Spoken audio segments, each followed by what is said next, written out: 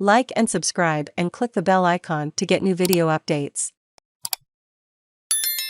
MotoGP Jerez, Jack Miller, we need a solution. Damp patches scary. Miller, who managed to qualify fourth for tomorrow's Jerez MotoGP, will start directly behind his teammate Francesco Bagnaia, after the Italian set a new all-time lap record.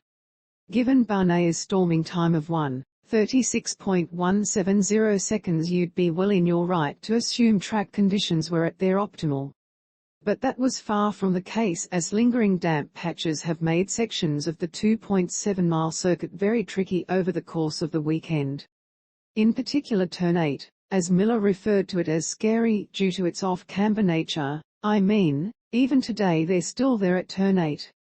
8 is scary every time going in there because it is kind of off-camber and it is like hiding a little bit behind, and especially when you're on a qualy lap. You're going in there holding your breath because you're already on the limit of the tyre. You touch a tiny little damp patch and this is enough to set the bike off. We spoke about it last night in the Safety Commission.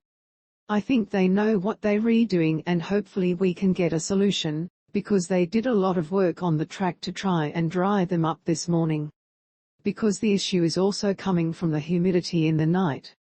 Bagnaia and Quartararo, the favourites for Jerez MotoGP, says Miller. If their staggering qualifying pace wasn't enough to indicate who the pre-race favourites are, then FP3 and FP4 would have surely provided the answer. Bagnaia and Quartararo were consistently ahead of the rest when it came to both one-lap and race pace, which is why the Australian is feeling the need to find 3 to 4 tenths. It was an impressive lap from Pecco today. My lap was going really well, but I lifted the rear a lot going into 6, and although I was still able to improve the lap, I lost quite a considerable amount of time there, said Miller after Q2. In FP4 I did a 16 to 17 lap run and it was really consistent, but probably missing 3 to 4 tenths per lap. But we made a step in the qualy, then changed a little bit the front end of the bike and I was able to get a little bit more confidence out of it. So now we'll have to check it in warm-up, especially with the used tyres. But apart from that, it is difficult to understand. Okay, I know Fabio and Pecco have a really strong pace. Both have an incredible pace. But as I was saying, it is difficult to understand exactly where everyone is at, because nobody's really done a lot of laps consistently. For sure, Fabio has done a lot more in FP3. They did quite a few laps both on the used tyre, but conditions were a lot better in FP3. FP4 was also a lot hotter.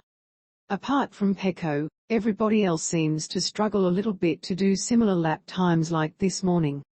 While Bagnaia and Quartararo were fast in FP3 and FP4, the second of those two sessions is perhaps the more relevant to follow, as it reflects more the start time of Sunday's Grand Prix.